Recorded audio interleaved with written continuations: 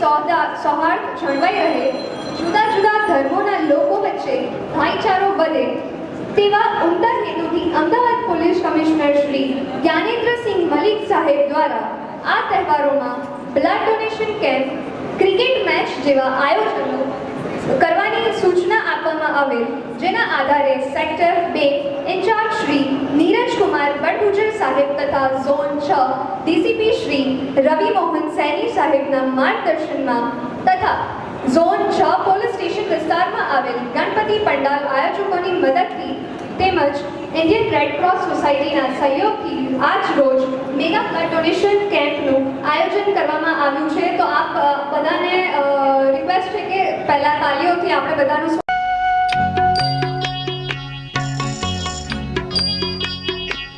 इतनी शक्ति हमें देना दाता, मन का विश्वास कमजोर होना.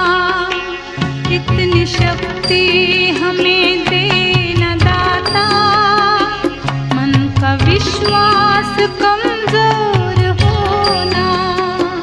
हम चले नेक रास्ते पे, हमसे भूल कर भी कोई भूल होना. इतनी शक्ति हमें देना दाता, मन का विश्वास कमजोर होना.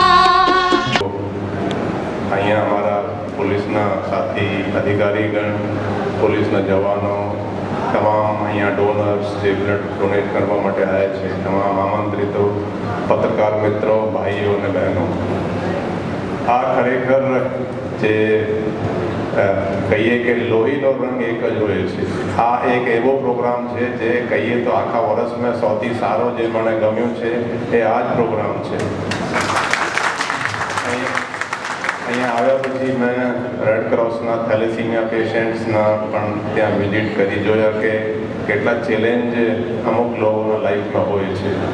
દર અઠવાડિયા, 2 અઠવાડિયા, 3 અઠવાડિયા લોહી ચેન્જ કરવાનું એ લોકોના હોય.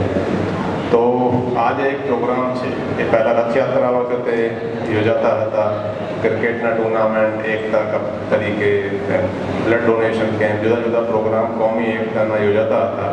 તો અમે વિચાર્યું કે આ દર રિલિજિયસ ફેસ્ટિવલ વખતે લોકોમાં જુસ્સા પણ હોય છે, જોશ હોય છે બધા, અને કોમી સૌહાર્દ જે છે એ તમામ માટે બહુ અગત્યના એક છો ને કે પોલીસિંગ માટે સૌથી ઇમ્પોર્ટન્ટ જે 1 પોઈન્ટ છે એ કોમ્યુનલ હાર્મની છે. આ એવો છે કે કંઈ ડિસ્ટર્બ થાય તો આખા સમાજને તકલીફ પડે છે. કોઈ ગુનો બને, એક્સિડન્ટ થાય અને ઇન્ડિવિજ્યુઅલને તકલીફ પડે, પણ કોમી એકતા ડિસ્ટર્બ થાય, આપ સમજીએ ઇન્ડસ્ટ્રીઝને ફરક પડે, લોકોને નોકરીમાં ફરક પડે, બધાને જ ફેર પડે છે. તો આ એક એવું કહે છે કે લોકોને લાગે કે લોહી જો તમે જુઓ કે એક કોઈ હિન્દુ બ્લડ આપતો હોય એ મુસ્લિમને મળતો હોય, મુસ્લિમ આપતો હોય ક્રિશ્ચનને મળતો હોય, ક્રિશ્ચન આપે શીખને મળતું હોય, શીખ આપે પારસીને મળતું હોય. બધા ધર્મોના લોહીનો કહીએ કે એક એકતાનો પણ પ્રોગ્રામ છે. અને લોહીનો રંગ જે વાત કરીએ એક જ છે, લાલ રંગ છે. તો બધા લોકો કોમી સૌહાર્દ સાથે રહો એવી પણ અપેક્ષા છે. અને પોલીસ માટે જે છે તે પોલીસ કમિશનર માટે કોમી એકતા જાળવી રાખવાનો એ સૌથી મોટો ચેલેન્જ આપણે ગણીએ તો આ એક મોટો ચેલેન્જમાં એક આવે છે. અને હું કહી શકું મને 1 વર્ષથી વધારે સમય થઈ ગયું છે. સારા માહોલ છે, બહુ લોકો બહુ હળીમળીને રહી જાય છે. કોમી એકતા બહુ સારી છે. આવા પ્રોગ્રામથી બંને પક્ષને ફાયદો થાય, પબ્લિકને પણ ફાયદો થાય અને સૌથી વધારે ફાયદો રેડ ક્રોસ સોસાયટીને પણ થાય. તો અને જે લોકોને લોહી જોઈતું હોય એને પણ કહીએ તો ફ્રી, થેલેસીમિયા પેશન્ટને તો ફ્રીમાં બ્લડ ત્યાંથી મળે છે. અને આ સમર ટાઈમમાં તો જણાવતા હતા કે બહુ અછત જેવું સિચ્યુએશન થયું હતું, તો એવું સિચ્યુએશન પણ નહીં થાય એટલે જ આપણે આ પ્રોગ્રામ યોજ્યો છે. ફરીથી અહીંયા હવે તમામ જે ઓર્ગેનાઇઝ કર્યા છે, ખાસ કરીને ડીસીપી ઝોન છે થઈ જાય એટલે પણ ડીસીપી ઝોન છે જેનો એરિયામાં પણ ઈદ અને ગણેશના પ્રોગ્રામ હોય છે. એમણે કીધું કે સારો પ્રોગ્રામ યોજે, એને પણ ખૂબ ખૂબ અભિનંદન, ખૂબ ખૂબ આભાર, ધન્યવાદ. જય હિન્દ.